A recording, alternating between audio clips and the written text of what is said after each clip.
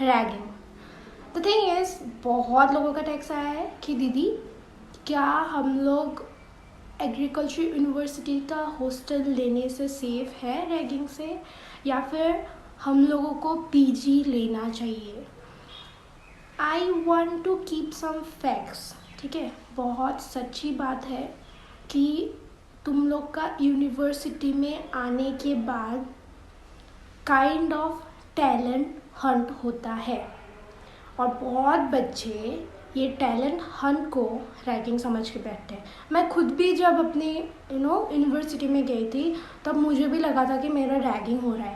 So hello everyone, and this is Ashwini, and in this video I am going to talk about the consequences of PG Union Body NAHEB program, which is a foreign program, and talent hunt in hostel.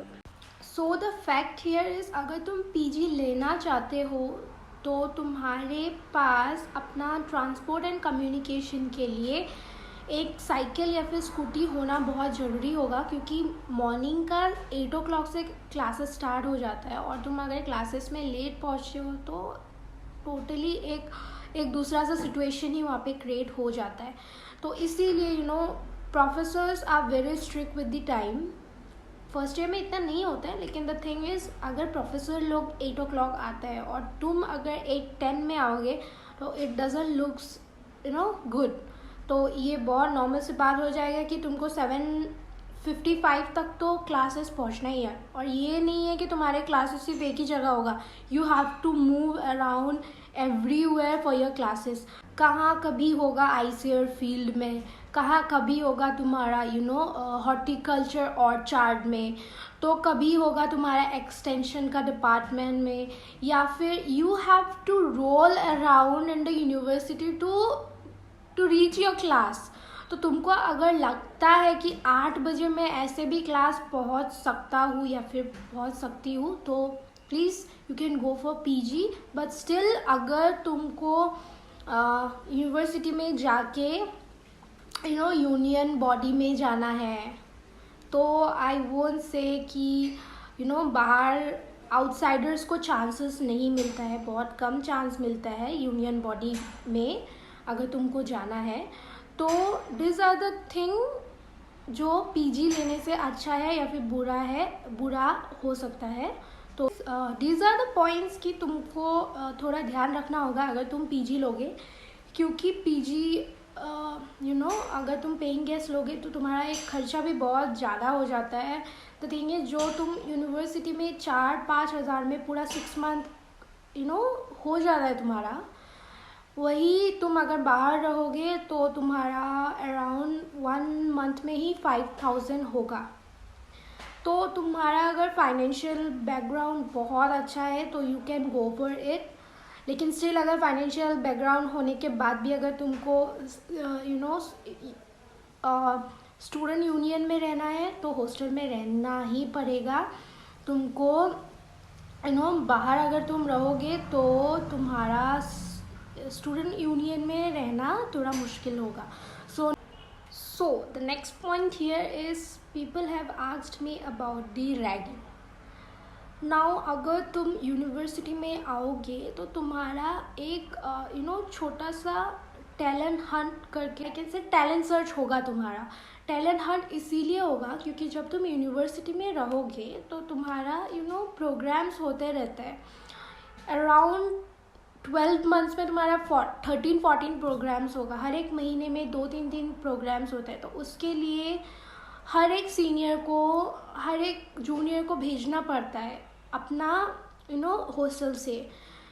So what is the point here is, अगर if you are good in dancing and good in singing, nobody in the university will come to know until and unless they will hunt for it। मतलब अगर तुम अपने seniors के सामने अपना talent नहीं दिखाओगे, अगर तुम पेंटिंग में अच्छे हो या फिर तुम रंगोली में अच्छे हो या फिर तुम डांसिंग में अच्छे हो, सिंगिंग में अच्छे हो, तो अगर तुम्हारा ऐसा एक फील्ड तुमको दिखाने के लिए नहीं मिलेगा, तो तुम कैसे, या फिर द नेक्स्ट पॉइंट इज तुम कैसे जाके तुमको कैसे जाके दूसरा स्टेज में दिखाने के लिए मिलेगा।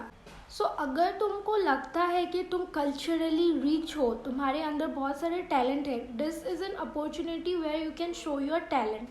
तो इसको सीनियर्स टैलेंट हंट करके बोलते हैं, और ये हर एक में या तो एक बार होता है या फिर वीक में 2 बार होता है कि तुम लोग को एक डेट दिया जाता है कि इस डे में ये वाला टैलेंट शो करना है। जैसे कि सिंगिंग करना है तो दूसरा डे में अगर तुमको डांसिंग करना होगा तो एक तुमको प्रिपेयर होके जाना पड़ता है। द थिंग इज यहाँ पे ही पता चल जाता है कि नेक्स्ट तुम्हारे प्रोग्राम में कितने सारे एनएसएस का प्रोग्राम्स होता है जो बाहर स्टेट के बाहर जाके तुम लोग परफॉर्म कर सकते हो। अगर तुम लोग का सीनियर्स ने तुम लोग के नाम भेज दिया, अगर तुम लोग सच में ही अच्छे हो तो you can go and show your talent in your university. और यूनिवर्सिटी में अगर टीचर्स तुम्हारे फेस को पहचानने लगे, प्रोफेसर्स तुम्हारे फेस को पहचानने लगे कि हाँ this student is really doing good for her performance, वो सच में ही अगर तुमको लगा कि हाँ तुम कैपेबल हो तो तुमको एनएसएस में भेज सकते हैं। वो तुम लोग दूसरा स्टेट्स भी जा सकते हो। ऐसे बहुत सारे मतलब you can participate in this annual days and all. और ये तुम्हारे प्लस पॉइंट है क्योंकि ये सब के बेसिस जो मेडल्स मिलते हैं, जो सर्टिफिकेट मिलते हैं, उसके हिसाब से ही आई वुड से उसके हिसाब से तुम लोग को फॉरेन तक जाने के लिए एक चांस मिल जाता है। हम लोग के बहुत सारे सीनियर्स हैं जो फॉरेन गए हुए हैं। Like this is an program call NAHEP. NAHEP के अंदर तुम लोग को सिलेक्शन होता है। इसके लिए तुम्हारे CGPA भी होना पड़ेगा। हाँ, ऐसा नहीं कि तुम सिर्फ कल्चरली रिच होने से हो जाएगा, बट तुम्हारे CGPA भी होना पड़ेगा। और the thing is next thing is तुम्हारे CGPA होना पड़ेगा और you have to be culturally active. क्योंकि अगर तुम कहीं और जा रहे हो, कहीं और दूसरे स्टेट्स में जा रहे हो, दूसरे कंट्री में जा रहे हो, अगर तुम अपना कल्चर को ही नहीं दिखा सकते तो व्हाई वुड टीचर्स और professors would select you, right? तो you are giving an chance to your fellow friends to take the chance. तो तुम if you are really good in dancing and singing, इसको एज ए रैगिंग नहीं लो, इसको as a talent search लो और अपना कैपेबिलिटीज़ दिखाओ। यूनिवर्सिटी को दिखाओ, अपने प्रोफेसर्स को दिखाओ, अपने सीनियर्स को दिखाओ। बहुत सारे सीनियर्स ने इसका फ़ायदा उठाया।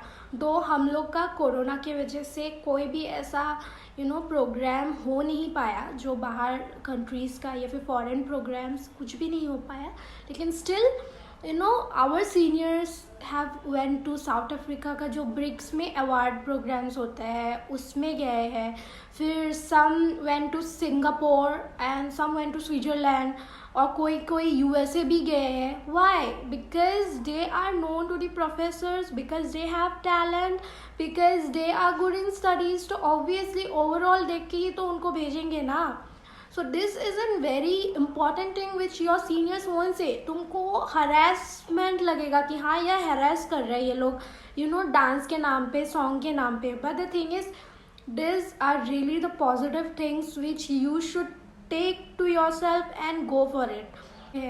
तुमको कोई आइडिया होता नहीं है, जो कि मुझे भी नहीं हुआ था। इसलिए क्या हुआ था, बहुत बार हम लोग ऐसा अपॉर्चुनिटीज़ ग्रैब नहीं कर पाते हैं। तो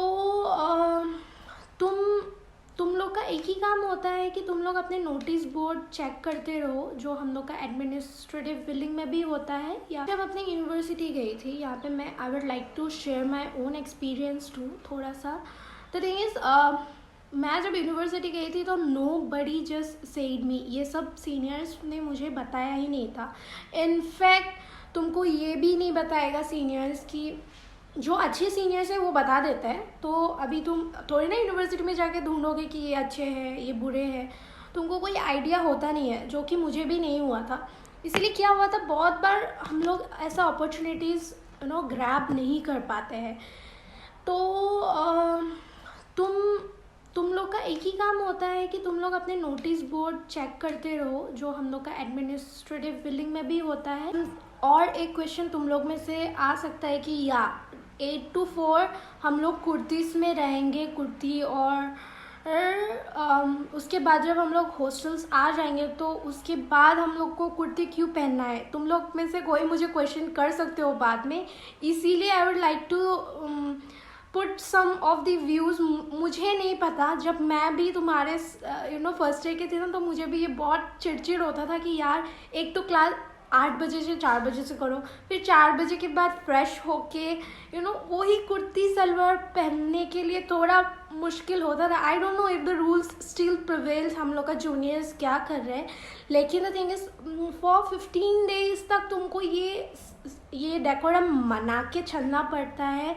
and why it is so is because of from my side मैं बोल रही हूँ, मुझे नहीं पता, इसका कोई भी मुझे आइडिया नहीं है, तुम लोग बाद में thing is if I would know कि तो क्या होता है कि जब तुम एक वी शेप या फिर सलवार पहन के बाहर जाते हो या फिर वी शेप लगाते हो, तो वी शेप वाला कुर्ती पहन के जो चुन्नी लेना पड़ता है वी शेप का, that is for your identity.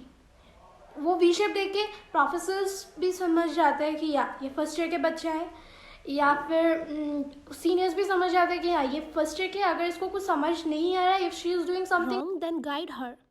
With this I would like to conclude, bye bye. और इतना याद रखो कि हाँ यूनिवर्सिटी में आ गए हो तो अगर तुम्हारे साथ कुछ गलत हो रहा है तो हमेशा आवाज़ उठाओ और बोलो कि ये गलत है, लेकिन हाँ तमाशा मत करो। हर एक चीज़ को दो तरीके से किया जाता है, एक है पीसफुली एंड एक है वायलेंस के साथ। सो जो पीसफुली करते हो वो ज़्यादा काम आता है, राइट? तो जैसे कि गांधी जी ने नॉन वायलेंस मूवमेंट किया था, वैसे थोड़ा अपने चीफ वार्डन से बात करो, वार्डन से बात करो अगर तुम्हारे साथ गलत हो रहा है तो। द थिंग इज़ अभी यूनिवर्सिटी में आ गए हो तो ऑफ कोर्स इन्जॉय करो, अच्छे से इन्जॉय करो, और साथ ही साथ अपने नेक्स्ट एम के बारे में भी सोचो कि हाँ अभी यूनिवर्सिटी सेमेस्टर्स तो ख़त्म हो जाएंगे, मेरा लाइफ तो ख़त्म नहीं हुआ ना। So very best and bye bye.